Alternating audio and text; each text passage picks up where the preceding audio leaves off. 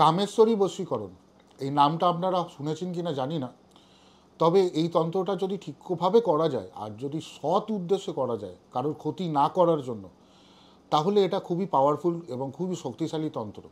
নিজের কাছের মানুষকে কাছে টানার জন্য এর এই অনেকগুলো শক্তিশালী তন্ত্রের মধ্যে এই একটা শক্তিশালী তন্ত্র, কিন্তু ঠিকভাবে প্রপারলি যদি করা যায়। প্রথমে একটা লাল কাপড় নিয়ে তার মধ্যে কামেশ্বরী দেবতার ছবিটা রেখে তার মধ্যে 5 থেকে 7টা গোলাপের পাপড়ি ছড়িয়ে দিয়ে সাজিয়ে তার পাশে বসে নাভির ঠিক একটু নিচে নিজের বুড়ো আঙুলটা রেখে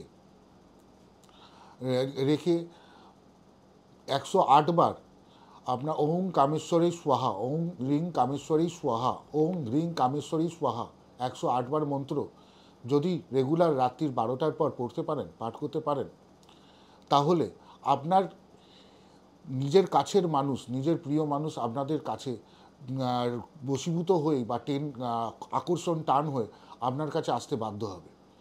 মিনিমাম 45 দিন এই তন্ত্রক্রিয়াটা করে দেখবেন খুব ভালো ফল পাচ্ছেন। নমস্কার, ভালো থাকবেন।